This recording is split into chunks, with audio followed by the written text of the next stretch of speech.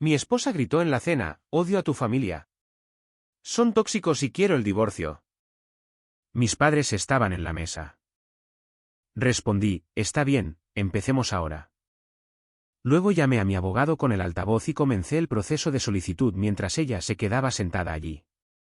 Cuando se dio cuenta de que no iba a rogar ni a pelear y el abogado dijo, puedo tener los papeles listos para el lunes. Yo, hombre de 37 años, estaba cortando el estofado de mi madre cuando mi esposa, de 34, decidió hacer estallar nuestro matrimonio. Era la cena del domingo en casa de mis padres. Nada inusual. Hacíamos esto un par de veces al mes. Lo habíamos hecho durante años. Mi papá estaba contando un chiste tonto sobre su juego de golf. Mi mamá estaba ofreciendo repetir cosas normales de familia. Mi esposa estaba picoteando su comida, con cara de molesta, pero sinceramente ese había sido su estado de ánimo por defecto durante como un mes. Le había preguntado qué pasaba varias veces. Siempre recibía un nada o estoy bien con ese tono en su voz que no significa ninguna de esas dos cosas.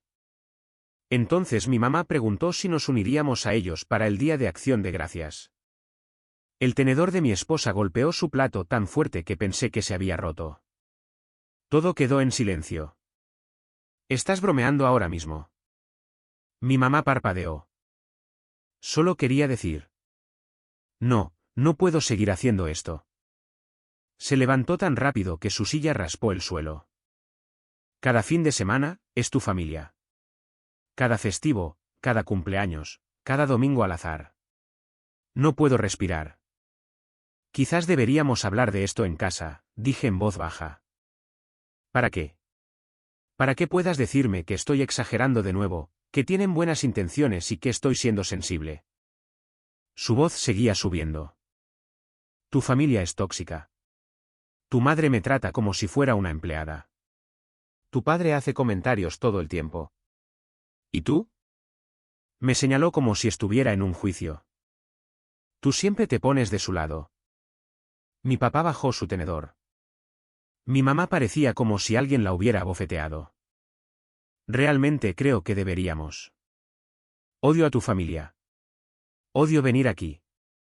Odio fingir que todo está bien cuando no lo está. Y odio que seas demasiado niño de mamá para ver lo que están haciendo. El silencio era tan pesado que podía oír el tic-tac del reloj de la cocina. Quiero el divorcio, dijo ella. He terminado con este matrimonio. He terminado con todos ustedes. La miré de verdad. Y algo hizo clic en mi cerebro. Esto no era una crisis nerviosa o un mal momento. Ella había estado construyendo esto. Probablemente lo había ensayado. Está bien, dije. Se detuvo a mitad de la respiración. ¿Qué?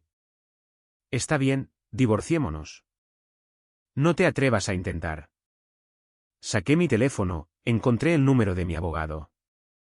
Un amigo de la familia había hecho nuestros testamentos hace unos años. Puse el altavoz. ¿Qué estás haciendo?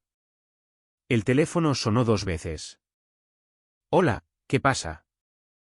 Siento molestarte un domingo, pero necesito solicitar el divorcio. Mi esposa acaba de pedirlo en la cena. ¿Qué tan rápido podemos proceder con esto? Silencio sepulcral en la mesa. La boca de mi esposa literalmente se abrió. Mi abogado guardó silencio por un segundo. De acuerdo. Puedo redactar los documentos iniciales mañana. Necesitarás venir a firmar. ¿Tienen hijos? No. Activos importantes. Una casa a nombre de ambos. 2 coches. El de ella está pagado. Al mío le quedan unos 2 años del préstamo. Cada uno tiene sus propias cuentas de jubilación del trabajo. Una cuenta corriente conjunta para facturas y cosas del hogar. Eso es todo. Mi esposa intentó agarrar mi teléfono. Cuelga ahora mismo. Lo aparté de su alcance. ¿Plazos para esto? Si es de mutuo acuerdo, 3 o 4 meses quizás. Si ella te lo disputa, podría ser de 6 meses a 1 año, dependiendo. Ella literalmente acaba de decir que quiere el divorcio delante de testigos. No voy a disputar nada. Procedamos rápido. Ven mañana por la mañana. Tendré todo listo. Gracias. Colgué. Mi esposa estaba temblando. No puedes simplemente. Dijiste que querías el divorcio. Te lo estoy dando. Delante de tus padres. Tú lo sacaste a relucir en la mesa. Solo estoy cumpliendo. Miró a mi mamá, luego a mi papá, como si esperara que la respaldaran. Ambos se quedaron sentados, completamente conmocionados. Quiero ir a casa, dijo ella. Claro, vamos. Me levanté, agradecí a mis padres por la cena y les dije que lamentaba todo esto. Mi mamá me agarró la mano y la apretó.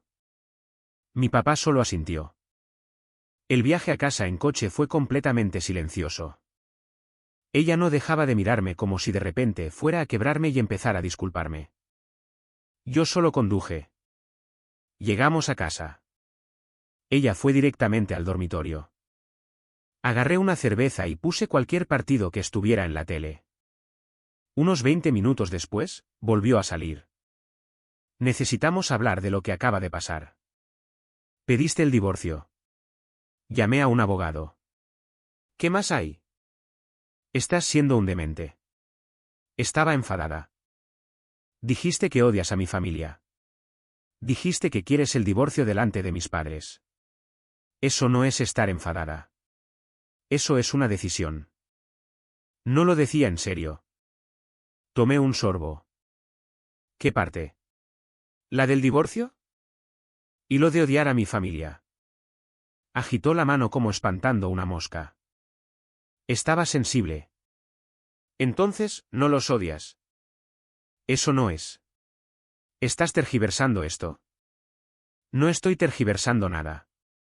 O bien querías decir lo que dijiste o estabas tratando de herir a la gente que amo. De cualquier manera, hemos terminado. Se sentó, cambió de táctica, con una voz más suave, la que usa cuando quiere algo. Cariño, lo siento. Hoy fue muy estresante y estallé. ¿Podemos simplemente olvidar qué pasó? Dijiste, quiero el divorcio, delante de testigos. Te tomé la palabra. Los papeles se están redactando mañana. Me estás castigando por tener sentimientos. Estoy respetando tus deseos claramente expresados. Esto es una locura. Ni siquiera vas a luchar por nosotros. Acabas de decirles a mis padres que su hijo es un niño de mamá y que su familia es tóxica, y luego exigiste el divorcio. ¿Por qué se supone que debo luchar exactamente? Entonces comenzaron las lágrimas de verdad. No del tipo manipulador, las de verdad.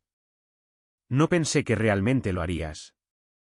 Entonces no deberías haberlo dicho. Se fue a la cama llorando. Me quedé en el sofá viendo el partido hasta que me quedé dormido allí. Actualización 1. Fui a la oficina de mi abogado a primera hora de la mañana siguiente. Mi esposa había reventado mi teléfono toda la noche. Mensajes de voz llorando, textos que pasaban de disculparse a amenazar y a divagaciones extrañas sobre cómo no lo decía de esa manera. No respondía a ninguno.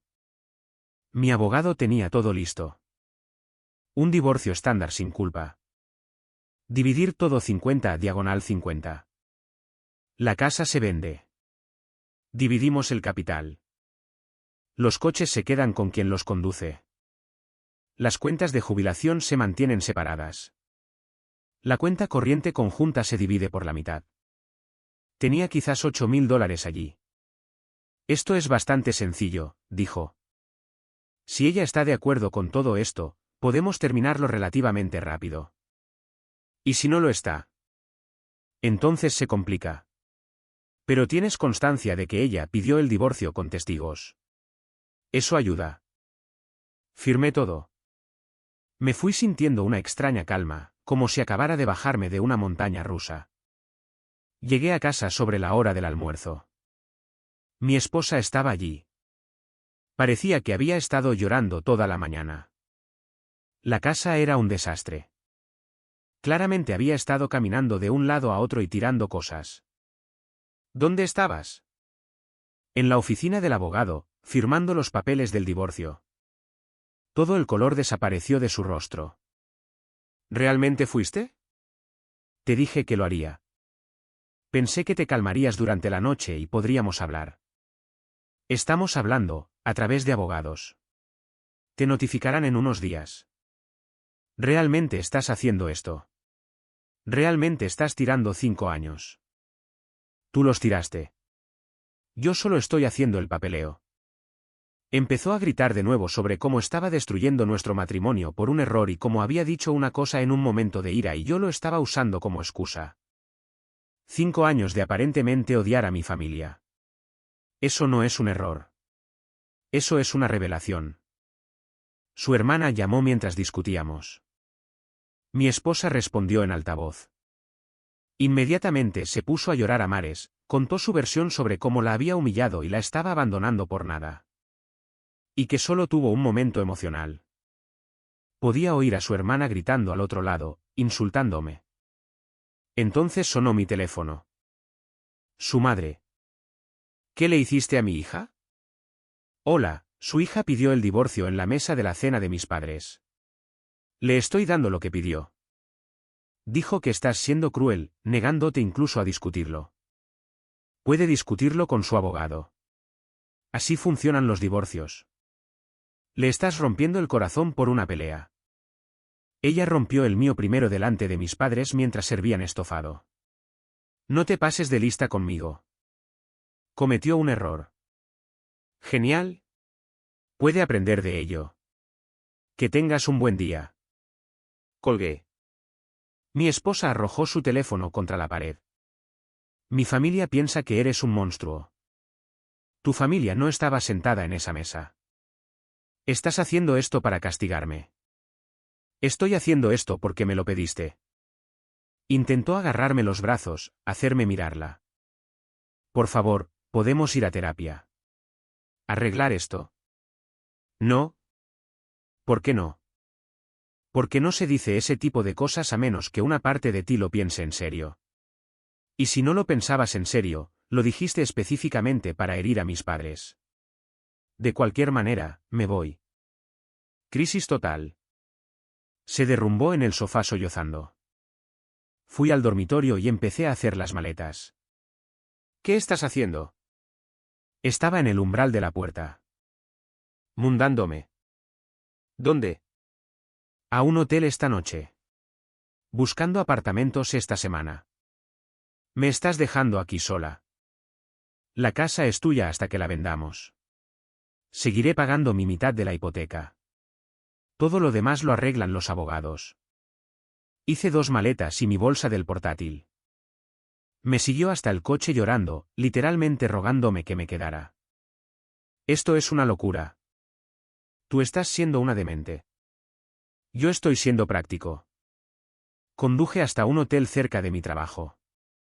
Me registré por un par de semanas. Llamé a mis padres una vez que me instalé. ¿Cómo estás, hijo? Mi padre respondió. Solicité el divorcio esta mañana. Oí a mi madre de fondo, con la voz temblorosa. Se puso al teléfono. Cariño, ¿estás seguro? Quizás ella solo estaba. Mamá, dijo que los odia. Incluso si no se refería a la parte del divorcio, se refería a esa parte lo suficiente como para decirlo. No puedo estar con alguien que haga eso.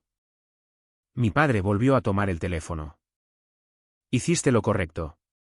Se necesitan agallas. Hablamos un rato. Me ofrecieron quedarme con ellos. Dije que no. Necesitaba mi propio espacio para procesar todo. Esa noche, mi esposa envió un correo electrónico masivo, de 5 páginas, sobre lo arrepentida que estaba, cómo realmente amaba a mi familia, cómo el estrés del trabajo se había estado acumulando y se había desquitado con las personas equivocadas, y cómo quería arreglarlo todo. Le respondí, aprecio la disculpa. Quizás envíale una a mis padres también. Pero el divorcio sigue en pie. No somos compatibles. Su respuesta llegó rápido. Nunca me amaste de verdad. Si lo hubieras hecho, me perdonarías. ¿Yo? Te amé mucho. En tiempo pasado. Lo mataste en una mesa de cena. No respondió después de eso. Actualización 2. Le notificaron aproximadamente una semana después de que presenté la solicitud. No, porque llamó desde el teléfono de su madre. Para entonces ya había bloqueado su número y el de su hermana. ¿Así que realmente estás haciendo esto? Dijo. Ya ni siquiera era una pregunta. Sí. Tengo un abogado. Dice que puedo impugnarlo todo. Es tu decisión. Tomará más tiempo y costará más dinero, pero adelante. Dice que tengo derecho a una pensión alimenticia. Quizás. Aunque ganamos un dinero similar, así que probablemente no. Dice que abandonaste el domicilio conyugal. Me fui para que no vivamos juntos durante un divorcio, lo que sería un infierno. Sigo pagando mi mitad de todo. Dice que estás tratando de fastidiarme en el acuerdo. Tu abogado suena caro. Buena suerte. Colgó. Su abogado envió una carta al mío, una cosa larga sobre cómo ella merecía más del capital de la casa porque había invertido más emocionalmente en la relación y había sacrificado el crecimiento de su carrera por el matrimonio. Mi abogado de hecho se rió al leerlo. ¿Así no funciona nada de esto? ¿Qué pasa ahora? Respondemos con la misma oferta. Si quiere pelearlo, podemos ir a juicio. Pero a los jueces realmente no les gusta que la gente les haga perder el tiempo. Mientras tanto, su familia se volvió completamente loca. Su madre llamó a mi oficina, de hecho rastreó mi número de trabajo y llamó en horario comercial. Mi asistente estaba muy confundida. Su hermana me encontró en todas las redes sociales, envió un largo mensaje sobre lo cobarde que era, cómo los hombres de verdad trabajan en los matrimonios, cómo estaba desechando a una buena mujer por una discusión. Respondí, ella humilló públicamente a mis padres y pidió el divorcio. Respeté sus deseos. Eso no es cobarde. Eso es lógico.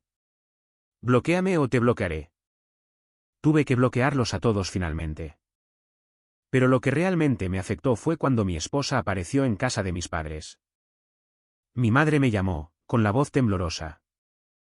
Tu esposa acaba de pasar por aquí. ¿Qué? ¿Estás bien? Quería disculparse. Dijo que lo sentía, que había estado estresada. Que no quería decir nada de eso, que le salió mal. ¿Qué dijiste? Tu padre le dijo que apreciábamos la disculpa, pero que tenía que irse. Entonces empezó a llorar y a preguntar si podíamos convencerte de que detuvieras el divorcio. Mamá, lo siento. ¿Ella? Le dije que esto era entre tú y ella, que la queríamos, pero que te queríamos más a ti y que apoyaríamos cualquier cosa que decidieras. Gracias, pero cariño, dijo ella, estabas cometiendo un error, que te arrepentirías de esto. Parecía casi, no sé, desesperada. Mi padre se puso al teléfono. Ten cuidado, hijo. La gente desesperada hace cosas estúpidas. No se equivocaba. Un par de días después, recibí una llamada del administrador de la propiedad de un apartamento que había solicitado. Dijo que mi solicitud fue marcada porque alguien llamó diciendo que yo era un inquilino terrible que había destruido propiedades antes. Supe de inmediato que era ella. Llamé a mi abogado. ¿Podemos hacer algo al respecto? Documenta todo. Si sigue ocurriendo, podemos presentar una denuncia por acoso o incluso una orden de alejamiento. Esa misma noche, de alguna manera entró en mi hotel. Probablemente se pegó a alguien para pasar por la puerta de seguridad y comenzó a golpear mi habitación. Sé que estás ahí dentro. Abre la puerta. Necesitamos hablar. Miré por la mirilla. Llamé a la recepción. Mi esposa, de quien me estoy divorciando, está en el pasillo negándose a irse. La seguridad la escoltó fuera. Hice el check-out a la mañana siguiente y cambié de hotel sin decirle a nadie dónde. Encontré un apartamento en un edificio más nuevo que no necesitaba referencias de propietarios, solo prueba de ingresos y depósitos. Primer mes, último mes, depósito de seguridad, 3.000, pero al menos tenía mi propio lugar. Me mudé durante un fin de semana con mi padre y un par de compañeros del trabajo. Apenas tenía muebles. La mayoría eran suyos de todos modos. Compré un colchón, un sofá de Facebook Marketplace y una televisión. Suficiente. Mi esposa de alguna manera se enteró, probablemente pasó en coche por el antiguo hotel o algo así. Correo electrónico, así que tienes tu propio apartamento. Supongo que esto es realmente real. Yo, presenté los papeles del divorcio hace un mes. Ha sido real. Ella, espero que seas feliz. Destruiste nuestro matrimonio por nada. Yo, tú lo destruiste cuando le gritaste a mi familia. Yo solo lo hice oficial. Su abogado envió otra carta de demanda. Quería que la casa se tasara a un valor más alto, alegando que estábamos infravalorando el capital para estafarla. A mi abogado no le inmutó. Conseguiremos una tasación independiente. Volverá al valor de mercado, que es lo que estimamos. Hicimos la tasación, volvió unos 2.000 más alta que nuestra estimación. Mi abogado ajustó los números, le ofreció 1.000 extra de mi parte para acelerar las cosas. Su abogado lo rechazó. Querían mediación. ¿Cuánto me va a costar esto? Pregunté. Un mediador son unos cientos. Si terminamos en el tribunal, unos miles más. Está alargando esto a propósito. Probablemente esperando que te canses y le des más solo para terminar con esto. No va a pasar. Llegó el día de la mediación. Primera vez que la veía en persona en unas 6 semanas. Se veía mal, había perdido peso, tenía ojeras, el pelo no estaba arreglado. Una parte de mí se sintió mal. Una parte muy pequeña. El mediador hizo que cada uno expusiera su versión. El abogado de ella fue primero.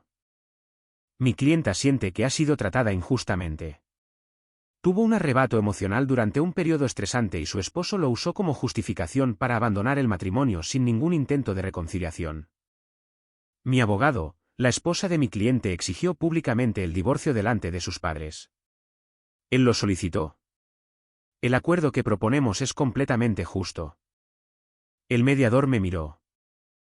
¿Algo que añadir? Dijo que odiaba a mi familia y quería el divorcio. No abandoné nada. Le di lo que pidió. Mi esposa empezó a llorar. No lo decía en serio. Estaba teniendo el peor día. Aparentemente estabas teniendo los peores 5 años. Simplemente lo ocultaste hasta esa cena. El mediador levantó una mano. Centrémonos en los activos. Podemos llegar a un acuerdo sobre la propuesta actual. El abogado de ella, no hasta que abordemos la posible pensión alimenticia y los daños emocionales. Mi abogado, no hay daños emocionales en un divorcio sin culpa y tienen ingresos comparables. La pensión alimenticia es poco probable. 3 horas de idas y venidas. Finalmente, acordamos. Ella obtiene 2.000 extra del capital de la casa. Yo me quedo con mi coche con los pagos restantes. Ella se queda con el suyo. La jubilación se mantiene separada. La cuenta conjunta se divide. Ambos firmamos. El mediador dijo que el juez finalizaría todo en 1 o 2 semanas. Al salir, intentó detenerme en el estacionamiento. ¿Podemos tomar un café solo para hablar? No.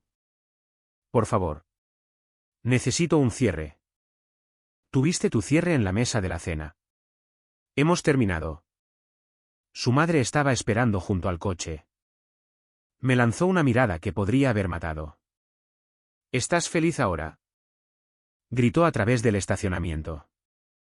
Conseguiste lo que querías. Quería una esposa que no odiara a mi familia. No lo conseguí. Así que, aquí estamos. Su madre me llamó algo que no repetiré. Me subí a mi coche y me fui. Actualización final. El juez finalizó todo un par de semanas después de la mediación. Oficialmente divorciado. 5 años de matrimonio terminados en unos 3 meses en total. La casa se vendió bastante rápido. El mercado estaba decente. Después de pagar la hipoteca y los costos de cierre, cada uno recibió unos 40.000. Ella tomó su dinero y se mudó más cerca de su hermana. A un par de horas de distancia. Usé el mío para muebles y para reconstruir mis ahorros. Recibí un último correo electrónico después de que todo fue definitivo. Espero que te des cuenta de lo que tiraste. Podríamos haber superado esto si no fueras tan terco. No respondí. Simplemente bloqueé su correo electrónico. Su familia lo intentó unas cuantas veces más. Su madre dejó un mensaje de voz sobre cómo había arruinado la vida de su hija. Su hermana envió mensajes llamándome desalmado. Los bloqueé a todos. Finalmente perdí algunos amigos en común por esto. Pensaron que reaccioné de forma exagerada, que se supone que debes trabajar en los matrimonios, no solo abandonarlos. Pero mis amigos cercanos de verdad lo entendieron. Un par de ellos incluso dijeron que habían estado esperando a que despertara. Aparentemente, ella había estado haciendo comentarios sobre mi familia durante años, y yo simplemente lo ignoré porque quería que las cosas funcionaran. Dolió oír eso, sinceramente. Mis padres y yo estamos más unidos ahora, sin embargo. Las cenas de los domingos son realmente relajantes. Mi madre no parece estresada. Mi padre hace sus chistes tontos sin observar las reacciones de todos. Unos meses después de que todo se calmara, mi padre y yo estábamos viendo un partido. ¿Estás bien?, preguntó durante un comercial. Sí, mejor de lo que estaba. ¿Algún arrepentimiento? Lo pensé. Solo no haberlo visto antes. No puedes cambiar el pasado, pero manejaste el presente bastante bien. Gracias, papá. No voy a fingir que todo es perfecto. El divorcio apesta incluso cuando es la decisión correcta. Perdí dinero, perdí tiempo, perdí el futuro que pensé que estaba construyendo. Algunos días todavía estoy enfadado. La mayoría de los días solo estoy cansado. Pero no me arrepiento de haber llamado a ese abogado en la mesa de la cena. Mi ex tomó una decisión esa noche. Decidió usar a mi familia como un arma, luego exigió el divorcio, pensando que yo me arrastraría y le rogaría que se quedara. Apostó a que la necesitaba más de lo que me respetaba a mí mismo. Perdió esa apuesta. ¿Podríamos haber ido a terapia? ¿Quizás haberlo superado? Claro, posiblemente. Pero esto es lo que me di cuenta. Una vez que alguien te muestra que está dispuesto a usar a tu familia como un arma, no puedes dejar de verlo. Cada discusión después de eso tendría eso flotando sobre ella. Mejor ten cuidado o le diré a tus padres lo que realmente pienso. Tu madre necesita retroceder o me voy. ¿Yo o ellos? No iba a vivir así. Prefiero estar solo. Así que sí, llamé al abogado, presenté los papeles, dividí los activos, seguí adelante y estoy bien ahora. No genial, no increíble, solo bien, lo que honestamente es mejor de lo que estaba. Tengo mi propio lugar, sin dramas. Mis padres están relajados cuando los visito. Los amigos ya no tienen que comprobar si a ella le parece bien algo. De hecho, empecé a ver a alguien recientemente. Nada serio todavía. Unas cuantas citas. Vino a la cena del domingo la semana pasada. Se rió de los chistes terribles de mi padre. A mi madre le cayó bien. Eso es suficiente por ahora. No sé si mi ex alguna vez entendió lo que hizo, basándome en esos correos electrónicos y mensajes de su familia. Probablemente no. Ella sigue siendo la víctima en su versión. La mujer cuyo esposo la abandonó por un error. Pero ese ya no es mi problema. La gente pregunta si estoy amargado. No lo estoy. He seguido adelante. Solo aprendí una lección cara sobre las señales de alerta. La más grande, cuando alguien te dice quién es, créele. Mi ex me dijo en voz alta delante de testigos que odiaba a mi familia y quería el divorcio. Le creí. Fue la mejor decisión que he tomado. Historia 2.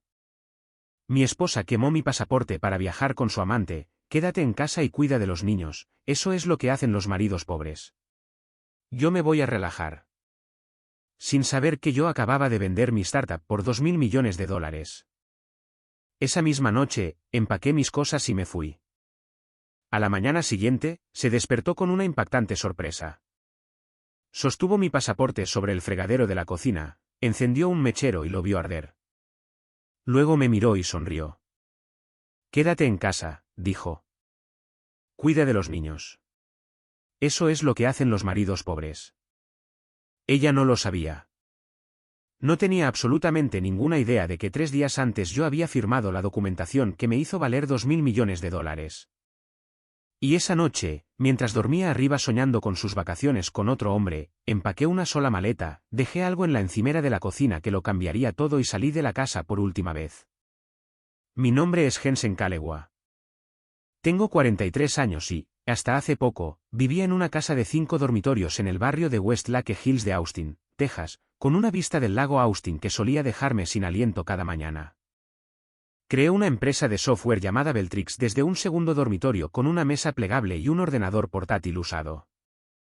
Trabajé jornadas de 16 horas durante 9 años. Me perdí fiestas de cumpleaños y aniversarios y actuaciones escolares y el tipo de tardes de martes ordinarias que no sabía que se suponía que debía atesorar. E hice todo eso mientras estaba casado con una mujer que, en algún punto del camino, decidió que yo estaba por debajo de ella. A lo que dejé en esa encimera de la cocina la noche que me fui, ya llegaré. Pero primero, necesitas entender quién era Tamara cuando me casé con ella y en quién se convirtió. Porque la mujer que quemó mi pasaporte no era la mujer de la que me enamoré. O tal vez sí lo era, y yo simplemente pasé 11 años negándome a verlo. Antes de continuar, suscríbete si disfrutas de historias como esta. Deja un comentario sobre alguna vez que alguien te mostró su verdadera cara y comparte este vídeo con alguien que necesite escuchar que las cosas mejoran. Ahora, de vuelta a Jensen. Conocí a Tamara de la Croix en un evento benéfico en una azotea en la West Sexto Street en Austin, en la primavera de 2013. Yo tenía 32 años, todavía en los primeros y desaliñados años de construir Beltrix, el tipo de emprendedor que llevaba una chaqueta sobre una camisa arrugada y esperaba que nadie mirara demasiado de cerca. Ella tenía 28, trabajaba como consultora de marca para una firma boutique en el Douman, con el tipo de confianza que hace que una habitación se reorganice a su alrededor. Se rió de algo que alguien dijo, y el sonido llegó hasta donde yo estaba de pie cerca de la barra tomando un refresco, y pensé, quiero ser la persona que la haga reír así. Al final de la noche, tenía su número. Para el fin de semana siguiente, estábamos comiendo tacos en Juan in a Million en Cesar Chávez, y ella me estaba contando sobre su infancia en Baton Rouge, sobre su madre que trabajaba 2 turnos de enfermería seguidos solo para mantener las luces encendidas. Sobre cómo juró que nunca se permitiría luchar como lo había hecho su madre. Admiré esa hambre. La reconocí porque yo tenía mi propia versión de ella. Lo que aún no entendía era que su hambre apuntaba en una dirección muy específica, y no tenía nada que ver con construir algo. Tenía todo que ver con llegar. Nos casamos 14 meses después en un viñedo en Fredericksburg, Texas. 60 invitados, guirnaldas de luces colgando entre viejos robles y Tamara con un vestido de color champán que hizo que mi padre se inclinara y susurrara, hijo, lo hiciste bien. Mi padrino fue mi compañero de cuarto de la universidad, Derek Akefer, que se había mudado a Austin el año anterior para aceptar un trabajo en Dell, y que me había salvado de más de un apuro durante los años difíciles de construir Beltrix. Dio un brindis que hizo llorar a la mitad de la sala. Fue el mejor día de mi vida. Lo creo completamente. Los primeros años fueron genuinamente buenos. Beltrix todavía era pequeña, tal vez 18 empleados, quemando fondos a un ritmo que me hacía despertar sudando a las 3 de la mañana. Pero Tamara me apoyaba de la manera en que la gente apoya cuando las cosas todavía podrían dar un giro. A veces venía a la oficina, traía comida para el equipo, les decía a sus amigas que su esposo estaba construyendo algo importante. Le creí cuando lo dijo. Nuestra hija Nila nació en 2015, 18 meses después de casarnos. Nuestro hijo Caleb llegó 2 años después, y algo cambió. No sucedió de la noche a la mañana. Sucedió de la misma manera que el agua talla un cañón. Lenta, imperceptiblemente, hasta que un día levantas la vista y te das cuenta de que estás en el fondo de algo enorme. Tamara comenzó a gastar más. No imprudentemente al principio, solo más de lo que teníamos. Una renovación de vestuario por aquí, una membresía de spa por allá, una repentina convicción de que necesitábamos vivir en West Lake Hills específicamente. No en el barrio de Moyer donde habíamos estado alquilando, porque West Lake era donde vivía la gente correcta. Estiré la línea de crédito de la empresa para cubrir el pago inicial de la casa. Me dije a mí mismo que era una inversión. Las amigas que traía a casa también cambiaron. Eran las esposas de promotores inmobiliarios y ejecutivos de tecnología, y un tipo que aparentemente hizo su dinero en capital privado y nunca explicó exactamente cómo. Tenían la energía particular de las personas que habían decidido que su patrimonio neto era una personalidad. Hablaban de vacaciones de la misma manera que otras personas hablan de respirar. Comparaban las membresías del Austin Country Club de la misma manera que yo solía comparar la arquitectura de servidores con mis ingenieros. Tamara encajaba perfectamente con ellos. Yo no. La escuché por teléfono una vez, en 2019, hablando con su amiga Brooke, que vivía en una casa de cristal en Barton Creek. No estaba escuchando a escondidas. Acababa de entrar del garaje y ella aún no me había oído. Siempre está trabajando, decía Tamara, su voz con ese tono bajo y confidencial particular que usan las mujeres cuando dicen la verdad sobre algo. Quiero decir, sí, trabaja duro, pero ¿y qué? La mitad de los maridos de este barrio trabajan duro. Jensen no sabe cómo disfrutar de lo que tiene. No sabe cómo vivir. Me quedé en el pasillo durante unos 30 segundos. Luego volví a salir por el garaje, me subí a mi camioneta y conduje hasta la oficina de Beltrix en Burnett Road. Me senté en mi escritorio a las 9:30 de la noche y escribí 3000 líneas de código. Era la única forma que conocía de procesar lo que había oído. Esto es lo que no le dije a Tamara. Beltrix estaba al borde de algo.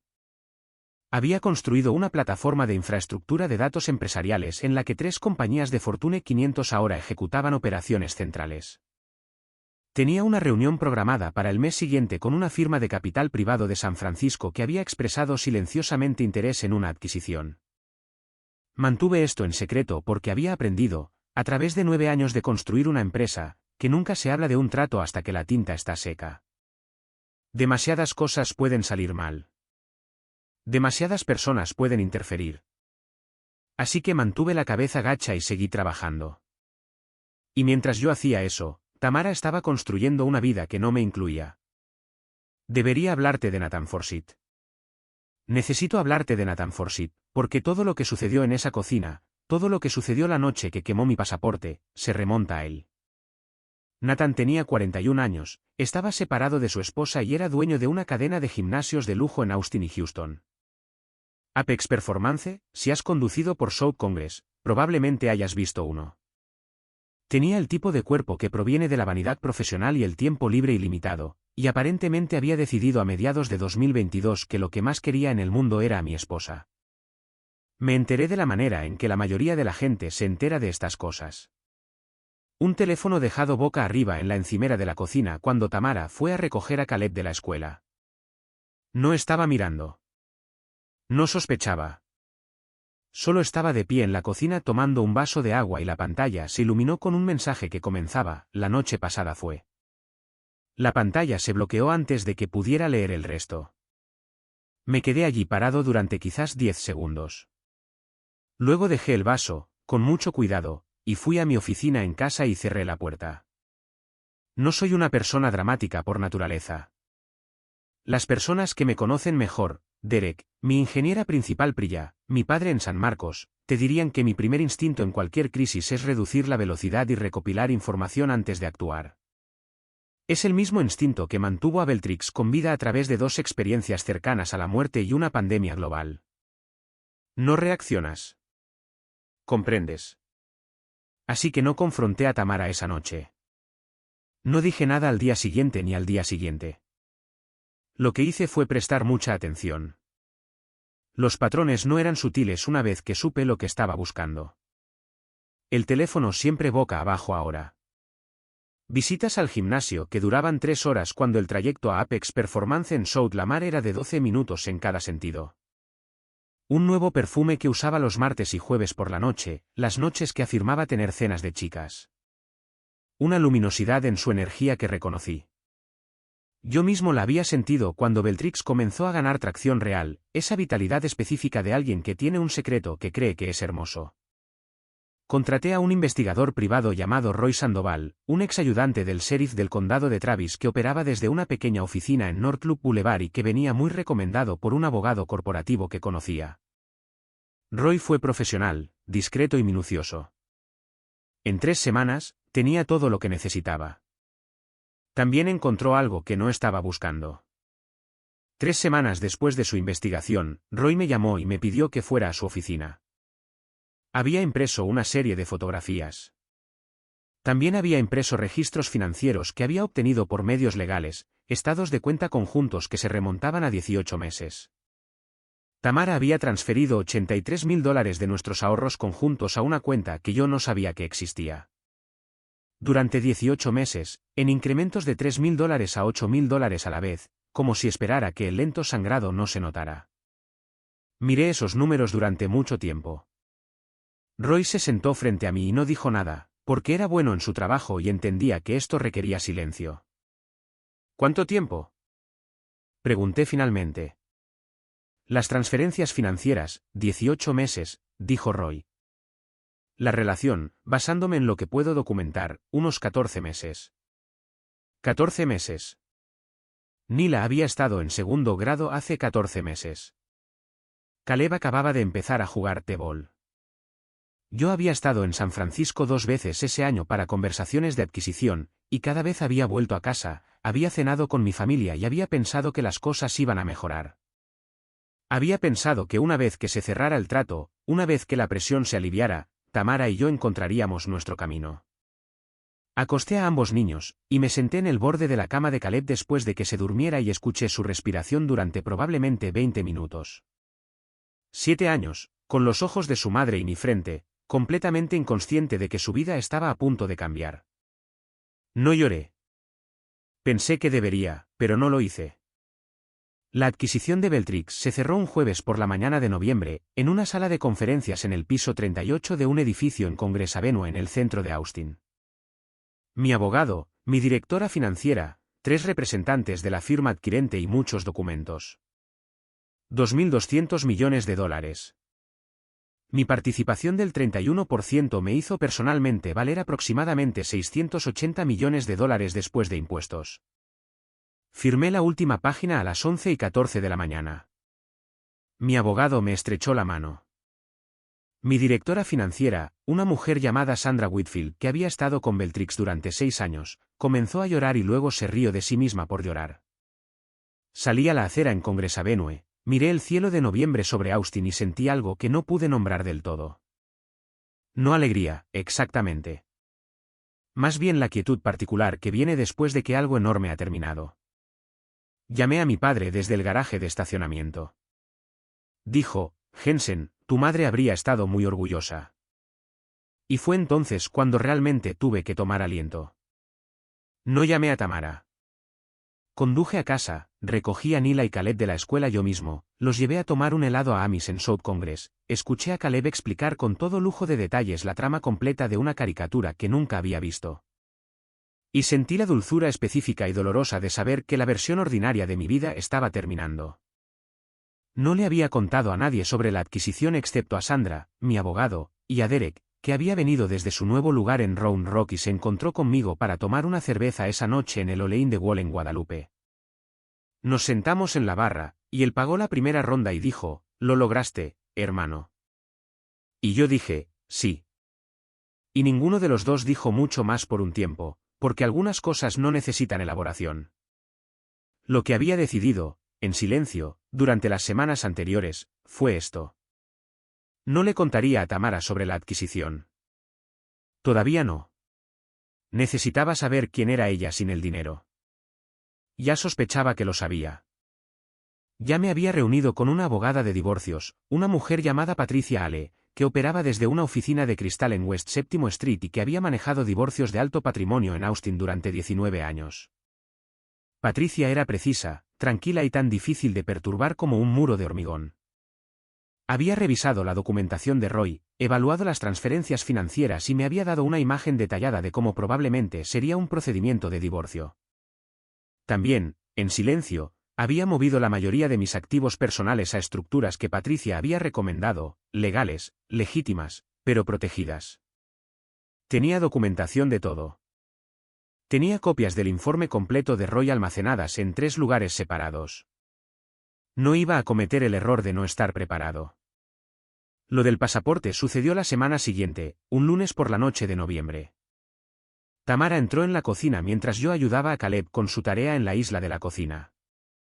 Estaba vestida para salir, el perfume del martes, pero en un lunes, lo que me dijo algo sobre lo descuidada que se había vuelto. Dejó su bolso en la encimera y anunció, en el tono de alguien que ha ensayado la conversación en el coche, que se iba a Cancún. ¿Tú y Brooke? Pregunté, sin levantar la vista de la hoja de trabajo de Caleb. No, dijo. No Brooke. No ofreció nada más. La miré.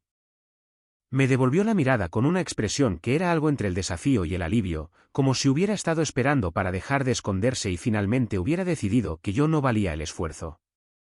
¿Cuánto tiempo? Pregunté. 10 días. Nos quedamos en el Rosewood Mayakoba.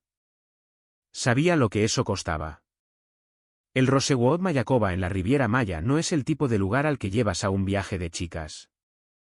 Es el tipo de lugar al que la gente va cuando quiere fingir que la vida normal no existe. Necesito mi pasaporte, dije. Ella parpadeó. ¿Qué? Está en el cajón superior de la cómoda del dormitorio. Lo guardo con los pasaportes de los niños. Lo necesitaré antes de que te vayas. Algo se movió en su rostro entonces. No culpa. Irritación. La irritación específica de alguien a quien han incomodado. ¿Por qué necesitas tu pasaporte? Porque es mío, dije simplemente. Lo tengo en caso de que necesite viajar por negocios. Se rió. Fue un sonido corto y despectivo. Ya no viajas por negocios, Jensen. Ya no haces nada. No eres exactamente el hombre de negocios internacional que crees que eres. Caleb nos miraba de un lado a otro. Tenía 7 años y era inteligente, y podía sentir la temperatura de una habitación de la misma manera que los animales sienten los cambios climáticos. Oye, amigo, le dije. Ve a elegir tu pijama, ¿de acuerdo? Iré a arroparte. Se deslizó del taburete sin que se lo pidieran 2 veces y desapareció escaleras arriba. Tamara esperó hasta que escuchó sus pasos en las escaleras. Luego dijo, necesito el espacio del cajón. El cajón del pasaporte. Voy a empezar a guardar algunas de mis cosas allí. ¿Puedes guardar tu pasaporte en tu oficina?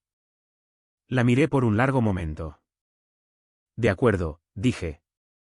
Déjame ir a buscarlo ahora. Subí las escaleras, le di un beso a Caleb en la cabeza, le ayudé a ponerse el pijama, encendí su luz de noche, le dije que lo amaba y fui al dormitorio. Abrí el cajón superior de la cómoda. Mi pasaporte estaba allí, junto con los pasaportes de los niños y un pequeño sobre con los dientes de leche de Nila que Tamara había estado guardando por razones que nunca había entendido. Tomé mi pasaporte. Cuando volví a bajar, Tamara estaba en la cocina. No sé qué esperaba. No esperaba lo que sucedió a continuación.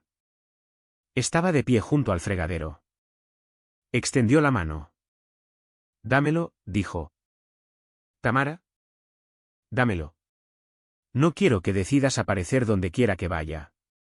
Dame el pasaporte. No voy a aparecer en ningún lado. No tengo idea de a dónde vas. Nathan y yo vamos a Cancún, dijo. Y ahí estaba. El nombre cayó en la cocina entre nosotros, como algo que había estado sosteniendo durante mucho tiempo y finalmente se había cansado de llevar. Y tú te quedas aquí. Vas a cuidar a los niños porque para eso sirves, Jensen. Cuidar de las cosas. Ser responsable. Dijo responsable de la misma manera que algunas personas dicen mediocre. Quédate en casa y cuida de los niños. Eso es lo que hacen los maridos pobres. Yo me voy a relajar. Estuve en silencio por un momento.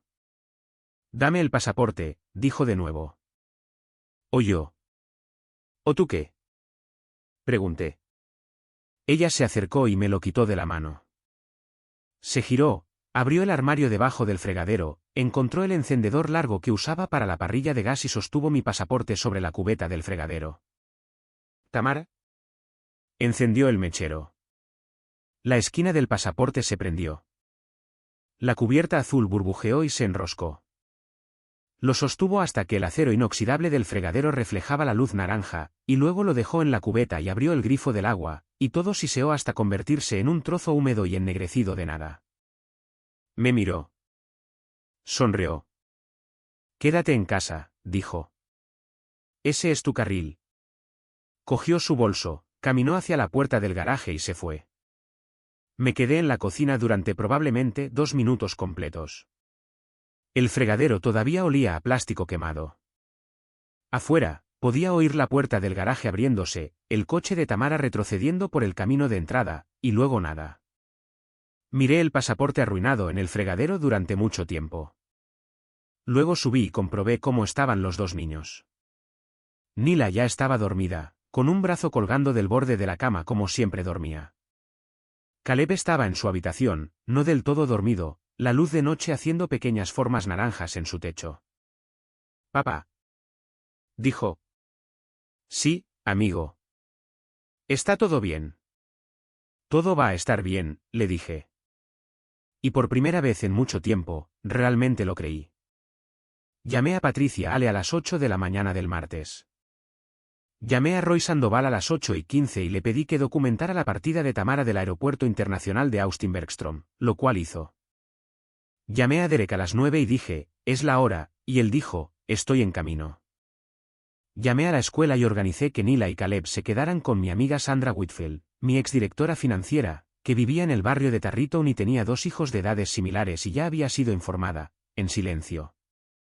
Sandra vino a recogerlos el martes por la tarde y se los llevó a su casa, y Nila y Caleb pensaron que estaban teniendo una fiesta de pijamas y estaban encantados. El martes por la tarde, empaqué. No empaqué dramáticamente.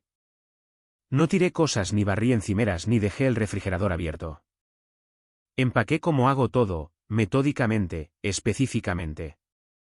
Mi ropa, mi ordenador portátil, el disco duro que tenía mis archivos personales, la caja de herramientas que mi padre me había dado cuando compré mi primera casa, la foto enmarcada de Nila a los 2 años, sentada en la hierba, riéndose de algo fuera de cámara que ninguno de nosotros podía recordar. Una taza de café que decía Beltrix en el costado de los primeros días, antes de que tuviéramos un logotipo real. Las cosas que eran mías. Derek llegó a las 5 en punto y me ayudó a cargar 3 cajas en mi camioneta sin decir una palabra. Cuando terminamos, se apoyó en el portón trasero y miró la casa de Westlack Hills. La vista de las colinas, el largo camino de entrada, la fachada de piedra que había pagado con 9 años de jornadas de 16 horas. Y dijo, ¿estás seguro? Estoy seguro, dije. ¿Y la cosa en la encimera? Ya está hecho. Él asintió. De acuerdo. Te quedarás conmigo hasta que decidas los próximos pasos. Hasta que encuentre algo. Sí. Nos fuimos. No miré hacia atrás. Ahora. La cosa en la encimera de la cocina. Quiero que entiendas que había pensado considerablemente en esto. No soy un hombre mezquino por naturaleza. Creo. Genuinamente. Creo que la crueldad por sí misma es el dominio particular de las personas que se han quedado sin mejores opciones. Lo que yo quería no era venganza. Lo que yo quería era claridad. Lo que yo quería era que Tamara entendiera, de una manera que no pudiera ser suavizada ni reformulada ni discutida, exactamente de lo que se había alejado. Así que en la encimera de la cocina, dejé 3 cosas. La primera era un sobre. Dentro había capturas de pantalla impresas del informe de investigación completo de Roy Sandoval, las fotografías, la documentación financiera que mostraba las transferencias de $83.000, la cronología. No escribí una carta para acompañarlas. Los documentos eran suficientes. La segunda era una carta de la oficina de Patricia Ale. No la demanda de divorcio completa. Eso vendría después, notificada correctamente. Solo el aviso de representación, informando a Tamara que había contratado asesoramiento legal y que debía dirigir todas las comunicaciones futuras a la oficina de Patricia. La tercera cosa era una sola página impresa. Era un comunicado de prensa que se había publicado en un servicio de noticias financieras esa mañana, sobre la adquisición de una prometedora empresa de software empresarial con sede en Austin por parte de una firma de capital privado. El titular decía, Beltrix adquirida en un trato de $2.200 millones. Había resaltado un párrafo con un marcador amarillo. El párrafo describía al fundador de Beltrix, sus antecedentes, los años que tardó en construir la empresa, los detalles del trato. Su nombre aparecía 2 veces. Jensen Kalewa. Pegué una nota adhesiva en esa página impresa. En ella escribí 4 palabras, con mi letra, la misma caligrafía cuidadosa que había usado desde la escuela primaria. Quédate en casa. Cuídate. Luego me fui. Tamara aterrizó de nuevo en Austin 9 días después.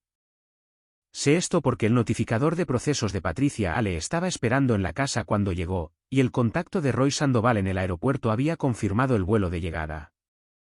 Yo no estaba allí. No tenía interés en estar allí. Lo que escuché, de Derek, quien lo escuchó de su amigo cuya esposa conocía a Brooke, quien había hablado con Tamara, fue que ella entró en la casa y encontró el sobre, el aviso legal y el comunicado de prensa en la encimera de la cocina.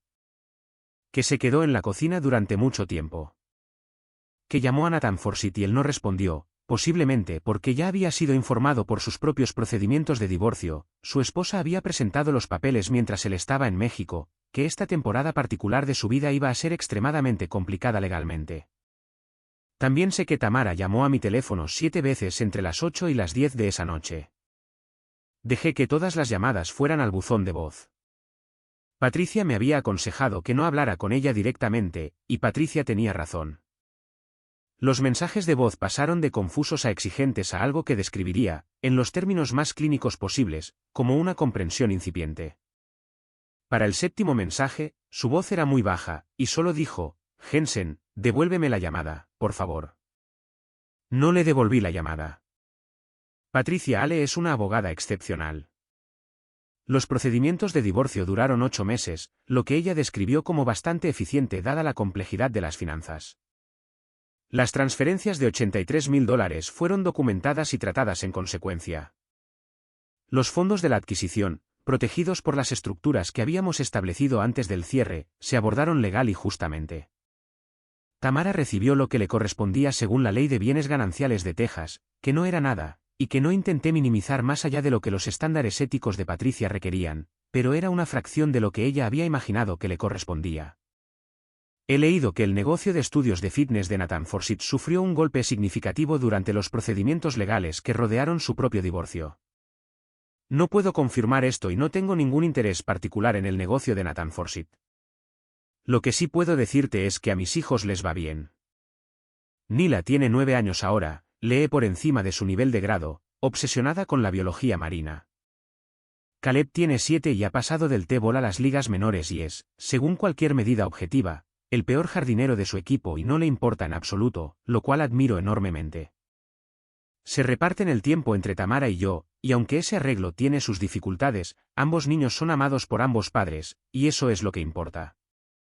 Compré una casa en Barton Creek, a unas pocas millas de la antigua casa. Modesta para los estándares de lo que ahora podría permitirme, porque he pasado 43 años entendiendo que la apariencia exterior de una casa tiene muy poco que ver con cómo se siente por dentro. Tengo una oficina en el Downman donde estoy construyendo algo nuevo. Aún en los primeros días, un equipo de 12. La particular incertidumbre eléctrica de una empresa que podría ser algo o podría no ser nada. Amo esa sensación. La he echado de menos. Mi padre viene de San Marcos cada 2 domingos y desayuna conmigo y los niños cuando los tengo, y siempre trae colaches de una panadería en blanco con la que crecí, y Caleb los llama los redondos y se come aproximadamente 7 de ellos, y mi padre se ríe cada vez. Derek fue ascendido y compró una casa en Buda y tiene un perro con un nombre que no repetiré en compañía educada porque no es apropiado para un podcast, lo cual me hace reír cada vez que lo escucho.